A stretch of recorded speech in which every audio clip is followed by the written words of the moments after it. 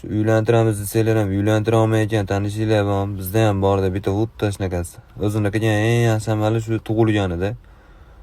Har safar siz qanaqadir bahanada o'qigan ekan ishlayman deyapti deydi. Sen ishlamaganingdan keyin ishlaydi, siz g'ururga to'g'ri kelmaydi deydi. 22 yoshigacha uyiga 4 tani olib kirmagan bola g'urur degan so'z bilan bitta gapda yonma-yon kelishi ham qoidaga zidda o'zi. Bitta jadid ko'rib qolsa ham o'qimay o'tib ketish kerak.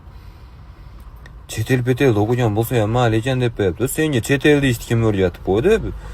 Abort qurboni, sen o'zi umringda bir marta Qirg'izga chiqib kelgansan do'stlikdan. Tilizra olib o'tgani unda ham. Ya chet el deb qo'yadi. Meni borligimcha qabul qilish kerak yo'lama. Seni borligincha turma qabul qiladi, xolos.